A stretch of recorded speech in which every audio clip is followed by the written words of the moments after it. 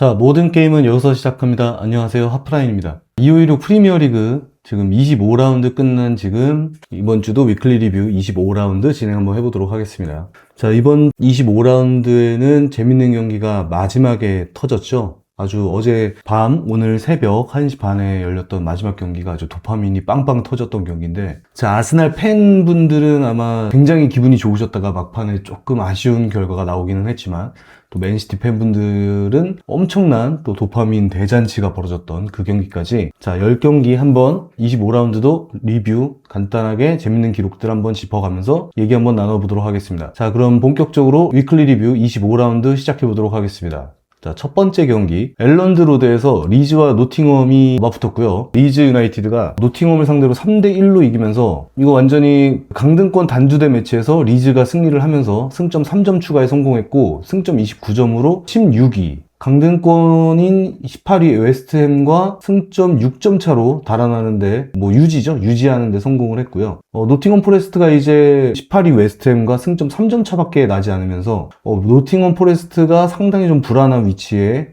놓여지게 됐다. 요거는 재밌는 기록 중에 하나인데, 자, 리즈는 이번 시즌 동안 19시, 그러니까 저녁 7시 이후에 홈에서 총 7번의 경기를 치렀는데 그중 5번을 승리를 했다고 해요. 그래서 저녁 경기 최다 승리팀으로 자리를 잡고 있는데 리즈 유나이티드가 홈에서, 자, 그래서 이 19시 이후에 경기를 치르는 날에는 리즈 유나이티드 팬분들은 조금 기대를 해봐도 좋겠다. 자, 그리고 노팅엄은 전반전에만 실점 횟수가 총 18점 실점을 했고요. 이는 이번 시즌 번리의 23실점 그리고 울브스의 21실점에 이른 세 번째 전반전 실점 횟수 기록입니다. 그래서 노팅엄 같은 경우도 이번 시즌 동안 전반전에만 실점을 굉장히 많이 기록을 하고 있고, 그리고 이번 경기에서 리즈 유나이티드의 오카포르가 득점하는 데 성공을 했죠. 이 득점 기록은 16경기 연속 무득점을 깨고 17경기 만에 드디어 득점하는 데 성공을 했다고 합니다. 그래서 25년 10월에 토트넘전 이후에 오카포르는 첫 골을 기록을 했다고 합니다. 자, 그리고 노팅엄 포레스트가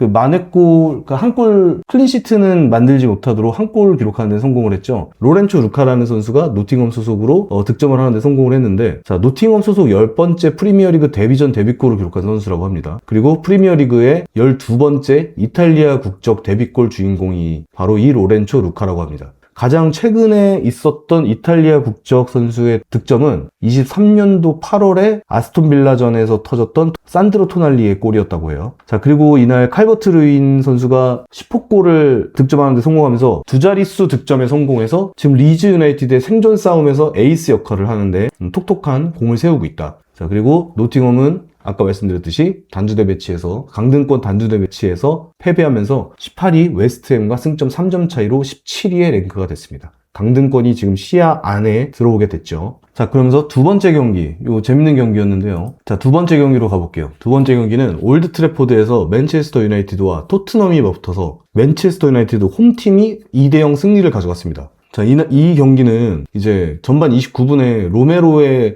카세미로한테 들어갔던 태클이 VAR 판독 결과 다이렉트 퇴장으로 이어지면서 경기에 큰 영향을 끼쳤죠. 특히나 이 로메로는 이번 시즌 동안만 2번의 퇴장을 당한 첫 선수라고 해요. 그리고 로메로는 21년도 토트넘에 입단한 이후에 총 4회 리그 퇴장을 당했고, 이 기간 동안 리그 최다 수치이며 이는 토트넘 역사상 유네스 카불 선수랑 함께 최다 퇴장 공동 1위에 올랐다고 합니다. 지금 이 로메로 선수가 경기 전에 SNS로 구단 스쿼드의 뎁스에 대해서 비판하면서 좀 논란을 일으켰잖아요. 특히나 이 토트넘이라는 팀의 주장 역할을 하고 있는 선수인데 이런 논란을 하고 나서 바로 이 퇴장까지 겹치게 돼서 이 토마스 프랭크 감독 체제에서 좀 입지에도 좀 타격을 입게 되지 않을까. 특히나 지금 로메로 선수 이 토트넘 팬분들 입장에서는 지금 굉장히 꼴 보기 싫을 것 같은데, 자신의 이 성격이나 이런 템포 조절을 이렇게 못하는 선수가 있을 수 있나 싶을 정도로 이 카드 조절 능력도 안 되고, 이 선수는 예전부터 이런 쪽에 있어서 문제가 많았던 선수라는 이미지도 있고, 실제적 팩트도 문제를 많이 일으켰던 선수이기 때문에,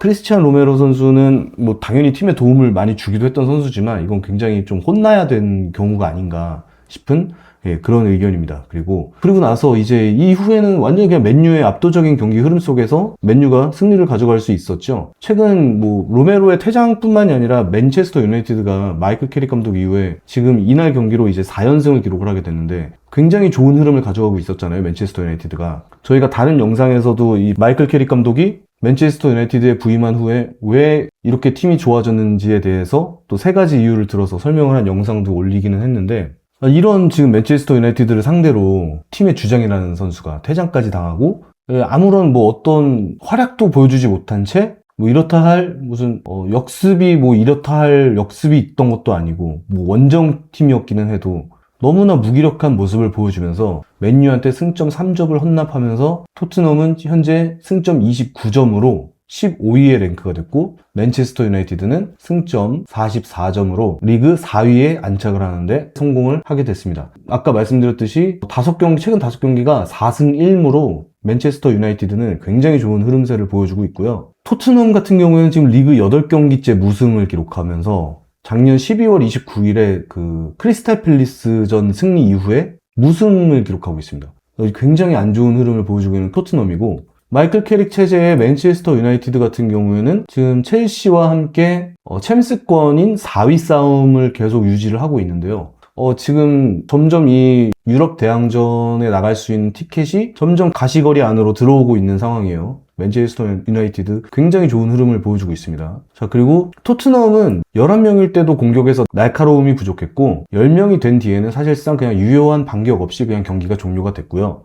맨체스터 유나이티드 같은 경우에는 점유율을 과도하게 가져가기보다는 수적 우위를 활용해서 오히려 빌드업을 더 침착하게 가져가고 효율적인 마무리로 완승을 거두는 그냥 아주 깔끔한 경기 운영을 보여줬습니다. 자, 그리고 이날 브루노 페르난데스 선수가 맨유에서 공식 대회 통산 314경기 만에 200번째 공격 포인트를 기록했다고 합니다. 그래서 104골 96개의 도움을 기록을 하면서 총 200개의 공격 포인트를 만들어내는데 성공을 한 브루노 페르난데스. 정말 굉장한 선수고, 이거는 지금 이날 만들어진 기록은 프리미어리그가 출범한 이후 맨체스터 유나이티드 선수 중에서는 웨인 루니 선수가 만들었던 기록에 이어서 2번째로 빠른 기록이라고 합니다. 웨인 루니 선수는 이 200개의 공격 포인트를 295경기 만에 만들었다고 해요. 이 웨인 루니도 정말 엄청났던 선수죠. 이렇게 얘기하고 보면. 자, 그래서 맨유의 리그 지금 4연승은 그 테나흐 감독이 이끌던 시절에 24년도 2월 이후 처음으로 만들어진 기록이라고 하고요. 자, 맨체스터 유나이티드 팬분들 정말 오래 기다리셨습니다. 진짜 이 4연승이라는 거를 이 2년이라는 시간이 지나서야 느껴보시는 지금 감정이실 텐데 다들 너무 축하드리고, 그리고 맨유는 지금 아까 말씀드렸듯이 최근 8경기에서 5승 3무로 8경기 무패를 기록하면서 지금 굉장한 흐름세를 가져가고 있는 맨체스터 유나이티드.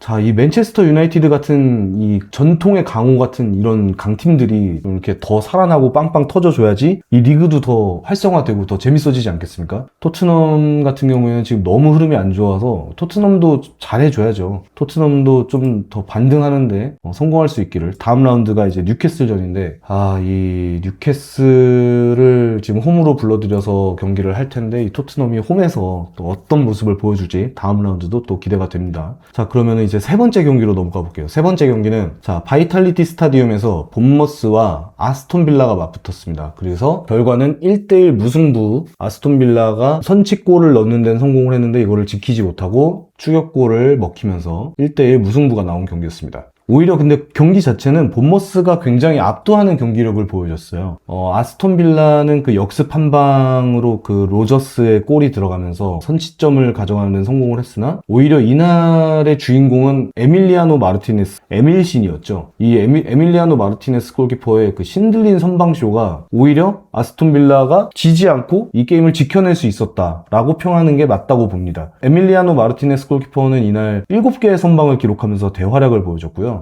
정말 이거는 진짜 본머스가 이겼다고 봐도 할 말이 없을 정도로 아스톤 빌라보다 본머스가 굉장히 좋은 활약을 보여줬습니다. 특히 이날 이번 겨울 이적 시장을 통해서 영입한 본머스의 브라질 신성 중에 한 명이죠. 하양. 그 표기는 라이언으로 돼 있는 것 같은데 이게 발음은 하양이라고 돼 있더라고요. 하양 이 선수가 이제 데뷔골을 기록을 했고 지난 라운드 울브스전에 어시스트를 기록했던 거에 이어서 프리미어리그 첫 2경기를 연속 공격 포인트 기록한 6번째 남미 선수라고 합니다. 프리미어리그에서는. 그리고 이 선수는 19살, 19세, 188일의 나이로 이 기록을 만들어서 이 기록을 가장 어린 나이에 만든 남미 선수라고 해요. 자, 그래서 이번 시즌 리그 중반에 보여줬던 그 아스톤 빌라의 엄청났던 퍼포먼스 다들 아직 기억들 하고 계시죠? 그 퍼포먼스가 완전히 실종됐어요. 아스톤 빌라는 지금 저희가 리그 중반까지만 해도 빌라의 에메리 감독이 교체 카드를 잘 가져가면서 용병수를 보여주면서 경기의 흐름을 잘 가져가던 그런 모습들을 많이 보여줬었는데 이제는 교체 카드가 통하지도 않고 상당히 미적지근한 모습, 어떻게 해도 이 경기가 풀려나가지 않는 모습. 지금 아스톤 빌라는 어떻게 지금 리그 3위까지 올라온 팀이 됐을까라는 게 의문이 들 정도로 굉장히 무기력한 모습밖에 보여주지 못했습니다. 정말 본머스 원정이라고는 해도 본머스에게 너무나 압도되는 경기력이었어요. 그러면서 지금 선두 아스날과는 승점 9점 차까지 벌어지면서 승점 47점으로 3위에 랭크가 됐고요. 26년 들어서 엄청난 상승세를 지금 또 보여주고 있는 본머스. 시즌 초반에 상승세를 보여줬다가 잠깐 주춤하더니 다시 26년 들어서 최근 5경기 3승 2무를 보여주고 있는 본머스. 26년 들어서 승점 11점을 쌓으면서 좀 상승세의 모습을 보여주면서 11위에 랭크가 됐습니다. 자, 그래서 아스톤 빌라가 우승 타이틀 레이스에는 이미 지난 라운드 때 이미 빨간불이 들어왔는데 이제 빨간불이 2개가 들어와서 빌라는 확실히 좀 우승 레이스에서는 멀어졌다까지 말씀드리면서 이제 네 번째 경기로 넘어가겠습니다. 자, 네 번째 경기로 넘어갈게요. 자, 네 번째 경기는 에미레이트 스타디움에서 아스날과 썬덜랜드가 맞붙었고요. 자, 홈팀 아스날이 썬덜랜드를 3대 0으로 이겼습니다. 자, 이 경기도 좀 이제 할 얘기가 조금 있는 경기였는데요. 제가 아스날 팬이기 때문에도 더 그렇기도 하죠. 아스날과 썬덜랜드의 경기, 에미레이트 스타디움에서 펼쳐졌던 이날 경기 한번 말씀드릴 게 많아서 한번 얘기를 또 한번 해보도록 하겠습니다. 자, 썬덜랜드는 지금 홈에서 12경기 모두 무패를 기록 중에 있어요. 근데 원정만 나가서는 아주 비몽사몽인 팀이에요. 썬덜랜드는.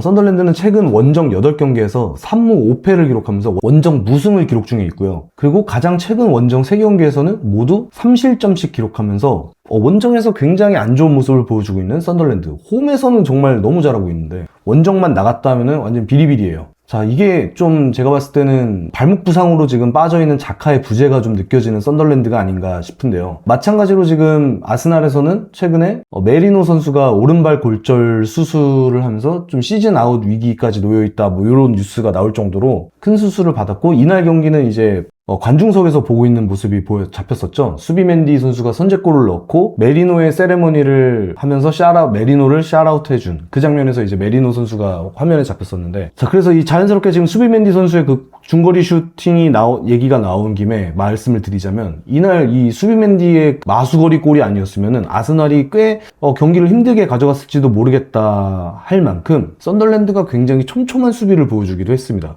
굉장히 짜임새가 잘 잡혀진 그런 아주 깔끔한 수비를 보여줬던 썬덜랜드인데, 이런 조직화된 수비를 상대로도 아스날은 중거리로 이걸 풀어갈 수 있다라는, 또 역설적이게도 또 아스날에게는 또 그런 무기가 있다라는 그러한 얘기를 할 수 있을 만한 장면이 나왔던 경기였고, 자, 이날은 이제 그리고 후반에 교체 투입된 요케레스 선수에 대해서 할 얘기가 좀 있죠. 자, 요케레스는 최근에 리그 2경기 연속 득점에다가 이날은 멀티 득점 브레이스까지 기록하면서 총 8골, 시즌 8골을 기록하면서 당연히 지금 지난 라운드에 이어서 다시 또 말씀드리지만 지금 현재 팀 내 최다 득점자고요. 근데 여기서 살짝 조금 아리송한 부분은 8골 중에 7골이 승격팀 상대로 나온 골이어서 요거는 살짝 좀 고민을 해볼 만한 포인트가 아닌가, 요케레스 선수에 대해서. 자, 그래서 지금 이 수비맨디의 그 마수거리 골 외에 후반전에 나온 그 요케레스의 2골 장면에서 제가 좀 해볼 만한 얘기들이 있는 것 같은데, 아스날에 대해서 좀 칭찬하는 내용입니다. 잠깐 좀 빨아볼 생각인데, 자, 일단 첫 번째입니다. 라이스의 고민 따위 없는 압박 능력. 자, 이 라이스, 이 데클란 라이스 선수가 제가 봤을 때는 지금 아스날의 진짜 본체이자 실질적 에이스이자 빛과 소금, 데클란 라이스. 이 데클란 라이스 선수가 두 번째, 요케레스의 첫 번째 골이자 팀의 두 번째 골 장면에서 하프 스페이스에서 그 썬더랜드가 볼을 탈출시키는데 좀 부침을 겪으니까 그냥 고민도 없이 바로 압박 들어갑니다. 저는 그 장면에서 진짜, 이 데클란 라이스라는 선수를 그 비싼 1600억 뭐 이런 그 진짜 엄청난 거금을 들이면서 데려온 이유이자 그 돈이 하나도 아깝지 않다. 정말 이 데클란 라이스 같은 이런 진짜 고민 1도 없이 그냥 바로 압박을 붙어버리는 그런 어떻게든 볼을 탈취해내겠다라는 그런 근성 있는 모습. 그 장면에서 일단 데클란 라이스 선수에 대해서 엄청나게 큰 칭찬을 보내주고 싶고, 자, 두 번째는 이 돌아온 하베르츠의 공간 활용력이에요. 이 하베르츠 선수가 아까 제가 말씀드렸던 데클란 라이스가 압박을 해서 결국 트로사르가 볼을 커트해내자마자 사이드와 하프 스페이스 사이의 그 미묘한 공간으로 하베르츠가 그냥 본능적으로 그냥 뒤돌아서서 들어가 버려요. 이제 그 자리로 트로사르가 볼을 바로 찔러준 것도 굉장히 칭찬할 만한 포인트이기는 한데, 거기로 찾아 들어간 이 하베르츠의 움직임, 이게 의도한 건지 아니면은 이 하베르츠의 그 본능대로 글로 들어간, 저는 본능이라고 더 생각이 드는데, 그 순간적인 판단 능력에 의해서 이런 움직임을 보여주는 거잖아요, 선수 입장에서는. 그 하베르츠 선수가 하프 스페이스와 사이드 사이의 그 미묘한 공간으로 파고들어서 거기에서 볼을 받고 어시스트를 해주는 그 장면, 거기에서 하베르츠 선수의 그 미묘한 지점으로 찾아 들어가는 기가 막힌 위치 선정 능력, 정말 굉장히 감탄스러웠던 하베르츠의, 오랜만에 이제 돌아와서 활약을 해주고 있는 하베르츠 선수의 모습이었다. 자, 그리고 다음으로 점점 리그 템포에 적응해 나가고 있는 요케레스. 이 아까 말씀드렸던 그 하베르츠의 그 미묘한 지점에서의 패스를 받아서 한 번의 터치로 딱 각을 만들어 놓고 미끄러 넘어지면서 슈팅. 여기서 이 슈팅을 가져갈 때 왜 넘어지냐 라고 말씀을 하실 수도 있겠지만, 포르투갈 리그에서도 넘어지면서 슈팅을 굉장히 잘 가져갔던 요케레스로서 슈팅 능력 자체가 굉장히 좋은 선수였단 말이죠. 지금 이 프리미어 리그에 이적해 와서는 이 리그의 템포에 적응을 하지 못하고 항상 이 촉촉하게 젖어 있는 그 잉글랜드 잔디밭에서의 경기 운영 능력, 이런 게 이제 이 선수가 적응하는데 꽤나 부침을 겪고 있던 상황인데, 이 스트라이커라는 자리에 있는 선수로서 리그에 대한 적응과 자신감만 조금 더 장착된다면은 이 프리미어 리그에서 이 아스날이라는 팀의 14번을 달고 있는 선수로서 무난하게 활약을 할 수도 있지 않을까라는 제 나름의 전망이 생겼습니다. 이날 경기를 보고. 지금 두 경기 연속 보면서, 아스날의 두 경기를 보면서 저는 요케레스 선수한테 가졌던 큰 실망감이 조금씩 사라지고 있는 듯한 느낌도 받고 있습니다. 그래서 아스날 팬분들 혹시 이 영상을 보고 계시다면 요케레스 선수의 움직임들을 조금 더 여유 있는 자세로 봐주셔도 괜찮을 것 같아요. 우리가 너무 좀 급급해하지 않았나, 시즌 시작하자마자 왜 10골씩 기록을 못해줘 이러면서 너무 좀 채찍질만 하지 않았나, 그런 생각도 한번 해봅니다. 자, 그리고 네 번째로 팀의 세 번째 골이자 요케레스 선수의 두 번째 골이었죠. 자, 역습은 역시 마르티넬리. 자, 아스날 역습 상황에서 가장 미들맨 누구다? 마르티넬리다. 온더볼 상황에서 볼을 달고 뛰는데 가장 빠르게 달릴 수 있는 선수? 마르티넬리다. 자, 빠른 발을 활용해서 스피드와 그 볼에 대한 집념이 또 돋보이잖아요, 이 마르티넬리 선수. 그 네르고로 선수가 걷어낸 볼을 하프라인쯤에서 잡아가지고 터치 두 번 만에 그 헤이니르드 선수 벗겨내가지고 바로 그냥 그 골키퍼 앞까지 침투.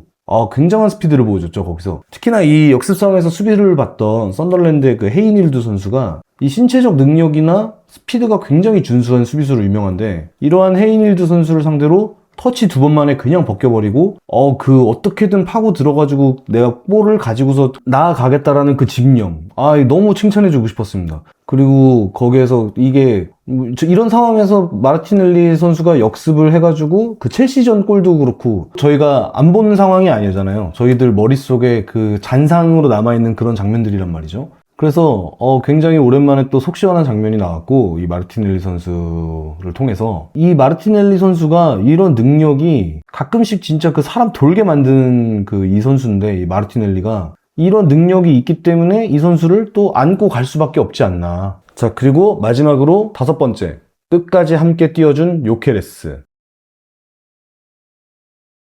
그 방금 말씀드렸던 그 마르티넬리의 역습 상황에서 그 스피드를 마르티넬리 선수와 함께 끝까지 맞추면서 달려가서 끝까지 결국에 그 패스를 받고 골까지 기록한 요케레스. 이 굉장히 칭찬해 줄 만하죠. 지금까지 제가 말씀드렸던 이 아스날 팬분들의 머릿속에 남아있는 그 잔상들, 그런 상황 속에서 마르티넬리 선수 옆에 누가 같이 뛰어가던 선수 있었습니까? 없었거든요. 근데 지금까지 이런 역습 상황에서 한 명도 그 마르티넬리 선수랑 발 맞춰서 달려갔던 적이 없는데 드디어 이걸 함께 뛰어가주는 공격수가 생겼다라는 거 자체가 꽤나 좋은 포인트가 아닌가 싶은 요런 것까지 한번 싹 짚어주면서 아스날을 한번 빨아봤습니다. 이 아스날 팬이라서 제가 너무너무 기분 좋은 경기였기 때문에 요거는 제가 또 영상을 따로 뽑을 계획인데 봐주시면 너무너무 감사드리겠고요. 자, 그래서 이렇게 에미레이츠 스타디움 아스날 홈에서 아스날이 홈에서는 무패지만 원정만 오면은 정신 못 차리고 해롱해롱거리는 썬덜랜드를 상대로 3대0 승리를 가져갔다. 그러면서 승점 56점까지 기록하면서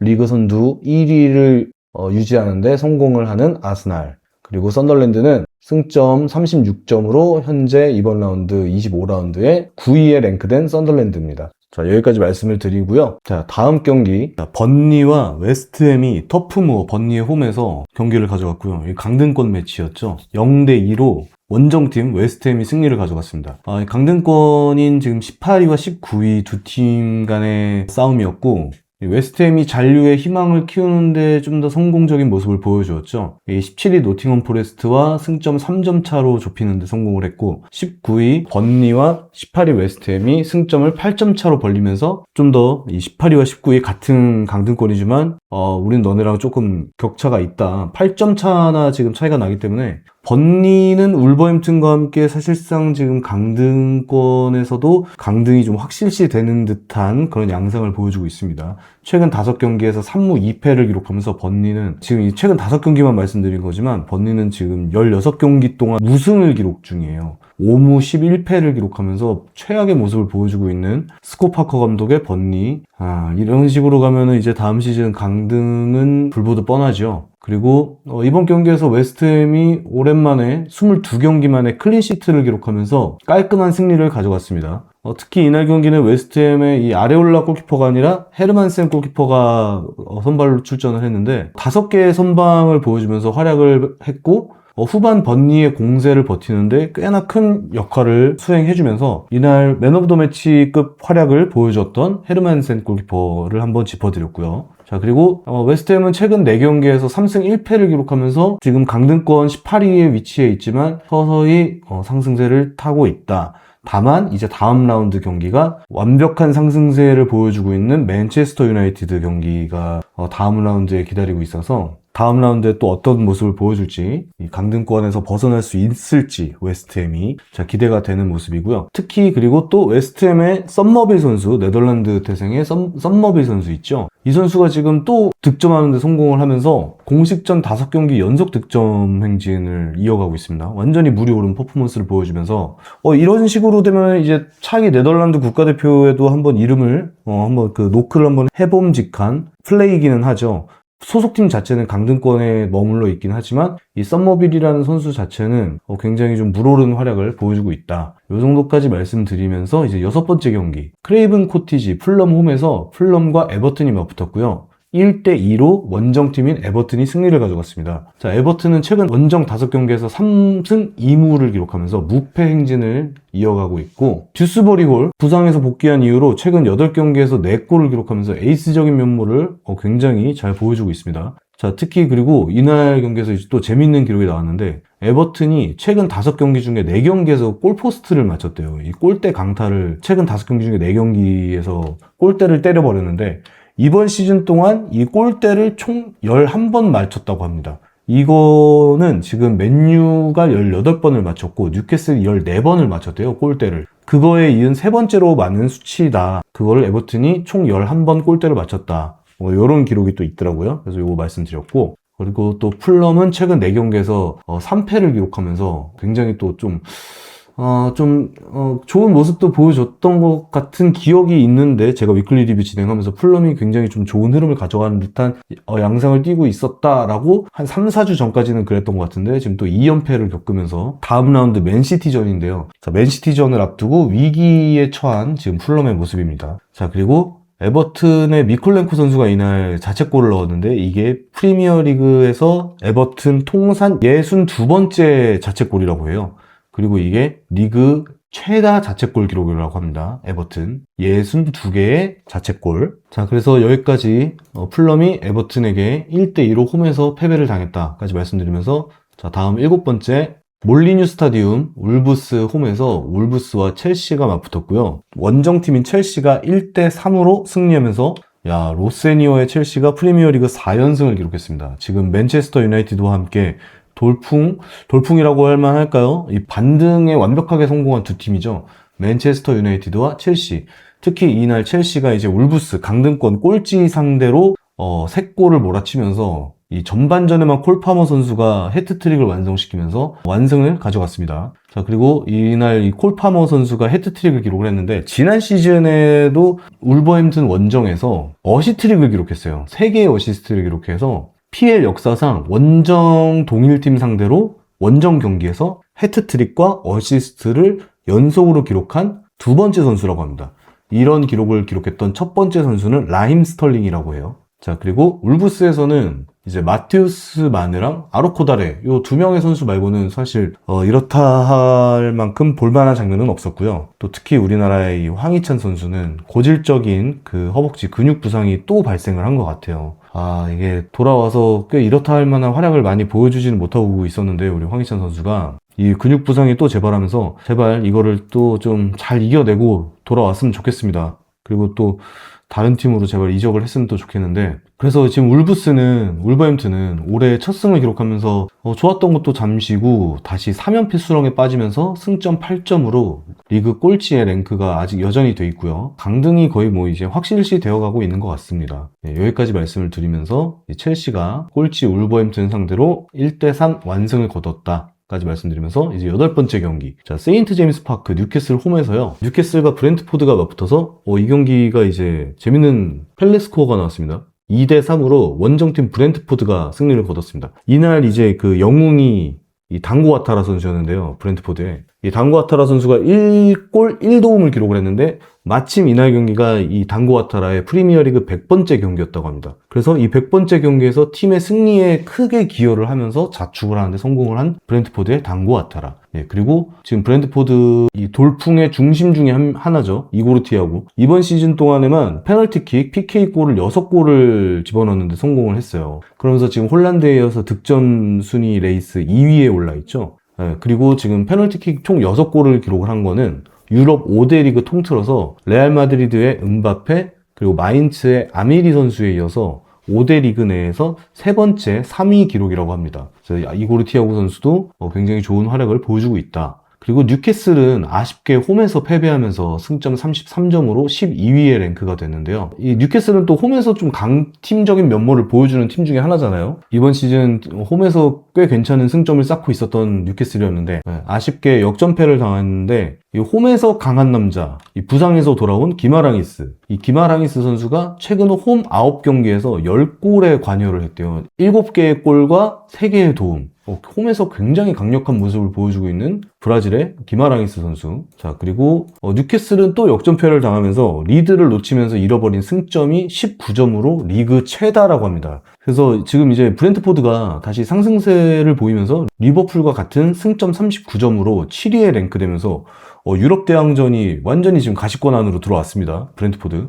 지금 굉장히 좋은 모습을 보여주고 있는 브렌트포드. 이번 시즌에 굉장히 주목할 만한 팀 중에 하나로 보여지고요. 자, 여기까지 말씀드리면서 이제 9번째 경기로 넘어가 볼게요. 아멕스 스타디움, 아메리칸 익스프레스 스타디움 브라이튼 홈에서 브라이튼과 수정궁이 붙었고요. 수정궁이 한 골을 집어넣는데 성공하면서, 자, 브라이튼을 0대1 한 골차 승리를 수정궁이 가져갔습니다. 자, 이 경기가 이제 양팀 모두 합쳐서 슈팅이 14개가 나와서 시즌 최저 수준의 똥게임이 펼쳐졌던 게임인데요.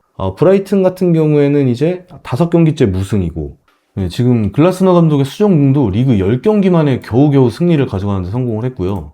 정말 오래 걸렸죠. 이 1승을 가져가는 데까지. 자, 그리고 이 두 팀 모두, 이 크리스탈 팰리스와 브라이튼 두 팀 모두 점유율이 낮을 때 승률이 높다라는 기록이 있습니다. 그래서 오히려 점유율을 낮게 가져갈수록 이길 수 있는 확률이 높다.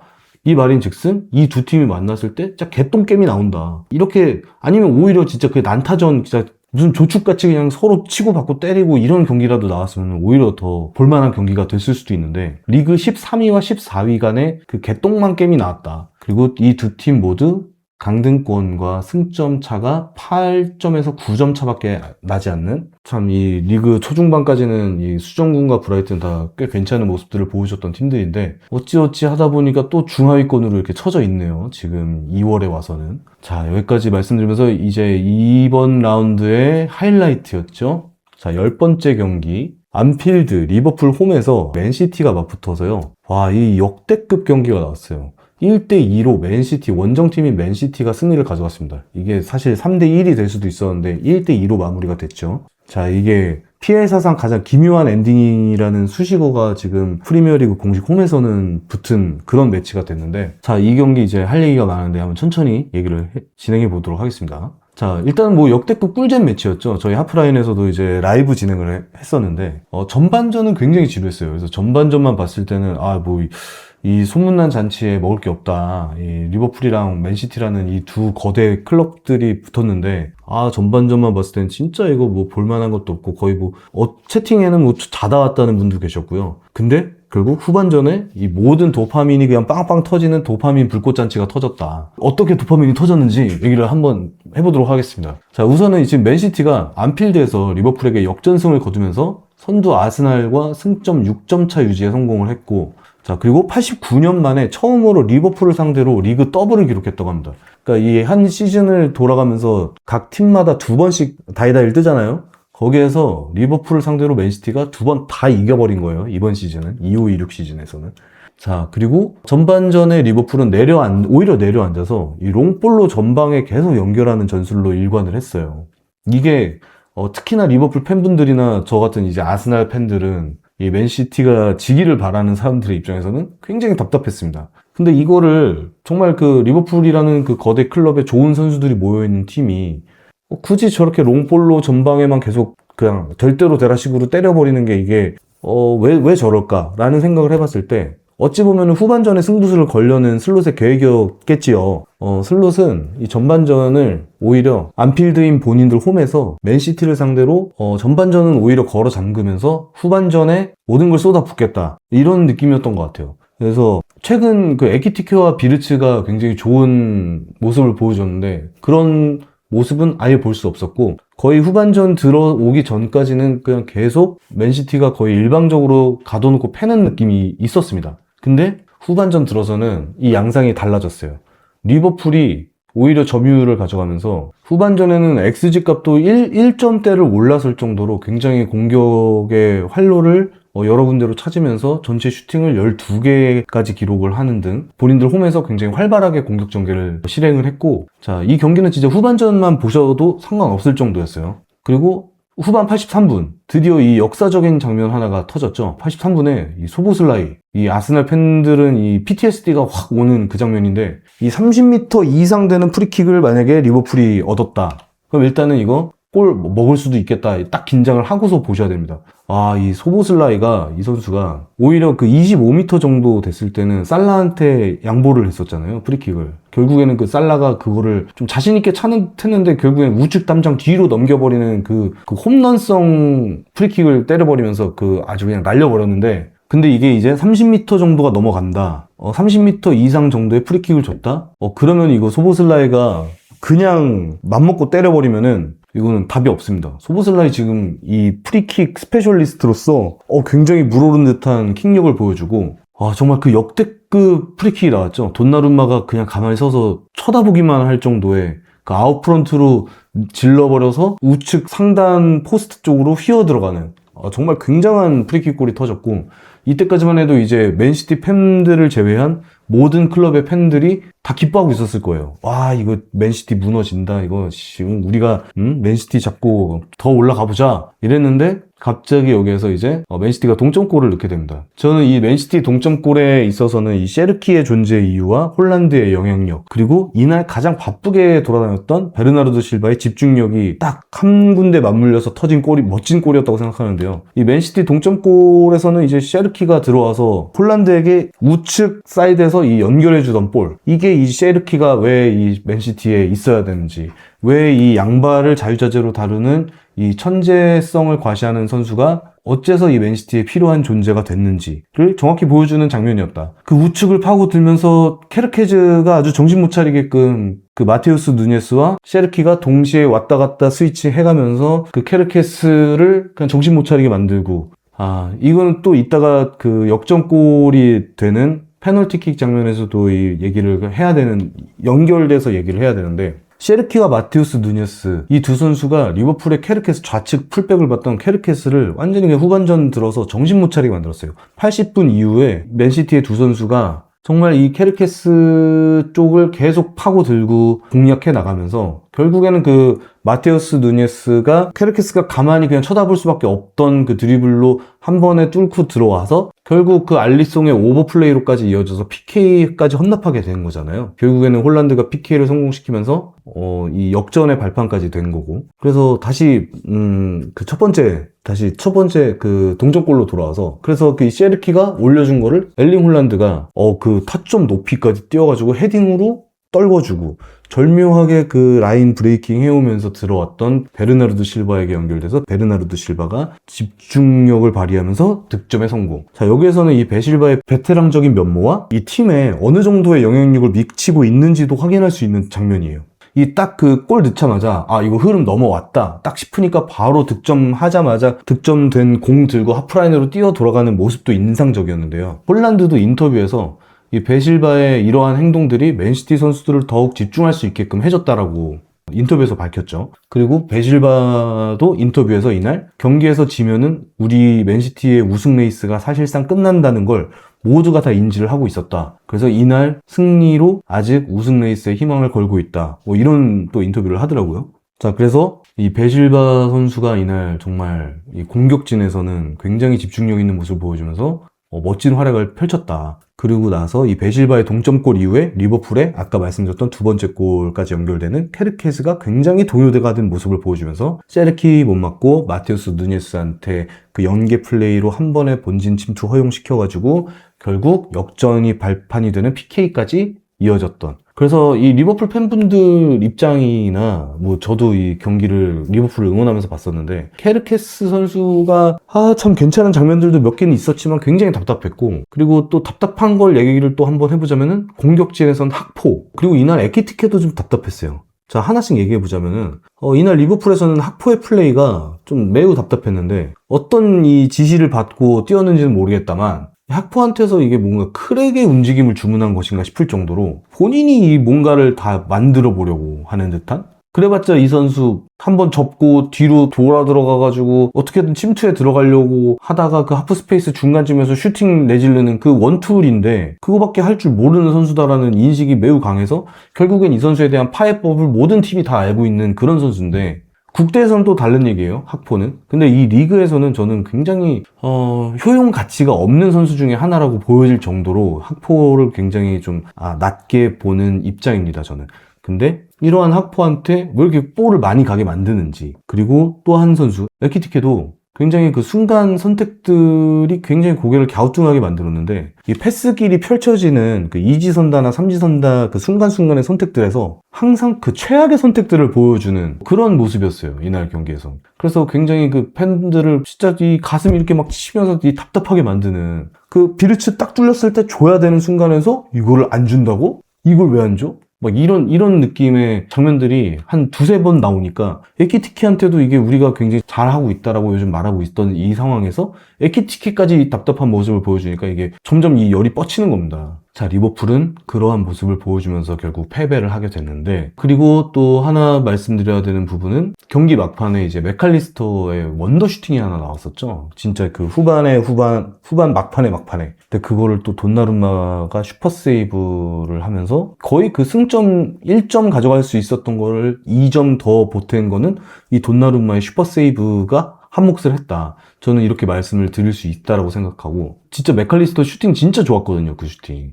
근데 진짜 그 돈나르마 그 미친 선방 능력 아니었으면은 이거는 진짜 어떻게 될지 모르는 거였는데, 그리고 또 결국 경기가 그렇게 흘러가다가 이 셰르키가 막판에 딱 비어있는 골대에다가 하프라인에서 슈팅 날렸는데 이게 미묘하게 떼굴떼굴 굴러가던 와중에 소보슬라이랑 홀란드가 그거 쫓아가면서 서로 몸싸움 하다가 결국 소보슬라이 파울로 다이렉트 퇴장받고 다음 3경기 출장 정지죠. 이렇게 되면은 이제 리버풀은 진짜 앞날에 또 비상등 켜진 거예요. 지금 우측 풀백 뛸 사람 없어가지고 소보슬라이가 거기 뛰고 있었는데, 그럼 이제 커티스 존스가 아마 들어가겠죠? 다음 경기부터는. 이렇게 되면은 이제 리버풀은 더 힘들어지는 겁니다. 이제 리버풀 같은 경우엔 다음 경기가 홈에서 무패를 달리고 있는 썬덜랜드입니다. 다음 26라운드 경기가 이제 홈 무패 썬덜랜드를 상대로 리버풀이 경기를 해야 되는데, 소보슬라이가 없는 상태로 이 썬덜랜드를 상대로 또 어떻게 또 반등을 해 나가야죠.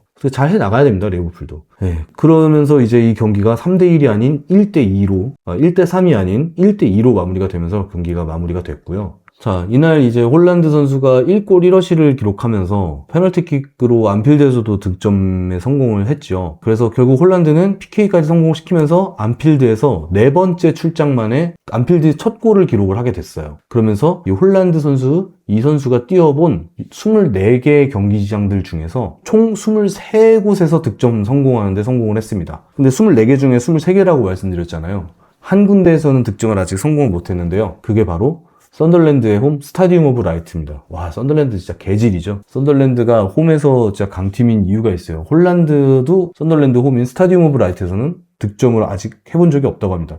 대단합니다, 썬덜랜드. 그리고 리버풀은 90분 이후에 결승 실점이 시즌 동안 총 4번의 실점을 하면서 지금 리그 최다 기록이에요. 그러니까 이 90분 이후에만 이 결승골 쳐맞고 이 승점 뺏긴 경기만 4개째로 리버풀은 이 90분 이후에 공략하기 쉬운 팀 중에 하나가 돼버린 모양새죠. 이러면 안 됩니다, 리버풀. 좀 더 막판 갈수록 집중력을 더 잡아내야 하고, 아까 다시 그 소보슬라이 퇴장 장면을 말씀드리자면 이날 아주 그냥 그 예술적인 프리킥 득점으로 이 예술적인 활약을 하셨는데, 이분 이거 갈 때도 아주 그냥 예술로 가셨어요. 홀란드랑 같이 그 뛰어가는데 홀란드 진짜 개빠르더군요. 그 공 떼굴떼굴 굴러가는 거 어떻게든 집어 넣으려고, 또 소보슬라이는 어떻게든 막으려고 그 둘이서 달려가는데 홀란드를 잡아 끌면서 홀란드보다 앞질러 가려고, 그 장면이 이제 다이렉트 퇴장으로 연결된 장면이었고, 그 후에는 뭐 홀란드도 파울을 했을지언정 먼저 일어난 파울 장면에서 소보슬라이는 다이렉트 퇴장을 받고 향후 3경기 출장 정지라는, 자, 이렇게 경기가 끝났기 때문에 프리미어리그 공식 홈페이지에서는 PL 사상 가장 기묘한 엔딩이라는 수식어가 붙은 매치가 된 거예요. 진짜 이 월요일 새벽 1시 반에 제가 말씀드린 것만으로도 엄청 진짜 다이나믹한 경기였잖아요.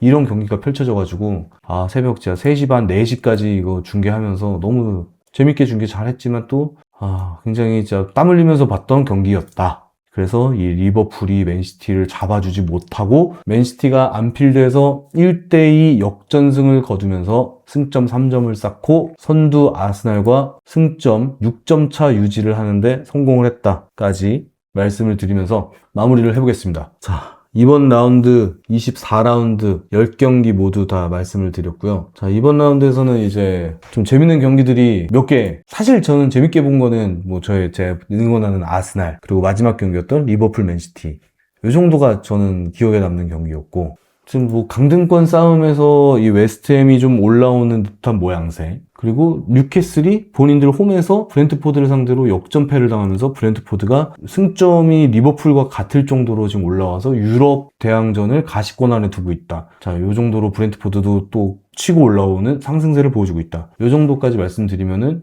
그리고 또 하나, 아스톤 빌라 여전히 삽질 중이다. 예전에 그 강력했던 퍼포먼스를 보여주지 못하고 본머스와 1대1 경기를 가져가면서 지금 이렇게 되면은 이제 4위권 지키는데 만족을 해야 되는 모양새로 가는 양상이죠. 아스톤 빌라 같은 경우에는. 자, 그래서 이 정도까지 말씀드리면은 이번 25라운드 경기들은 간단히 다 한번 훑어본 것 같습니다. 자, 저희는 이제 26라운드 위클리 리뷰로 돌아와야 하는데, 이번 26라운드 위클리 리뷰는 이제 주중 경기죠. 그래서 금요일날 모든 경기, 26라운드 경기가 금요일까지 다 펼쳐지고, 저는 이제 26라운드 금요일날 경기 그때까지 또 다 보고 잘 정리해서 26라운드 위클리 리뷰로 다시 돌아오도록 하겠습니다. 좀 길게 떠든 경기들도 있었는데 잘 들어주시고 재밌게 봐주셨으면 감사하겠습니다. 또 뭐 어떤 의견이나 이런 거 있으시면 항상 댓글 부탁드리고요. 자, 오늘도 시청해주셔서 너무너무 감사합니다.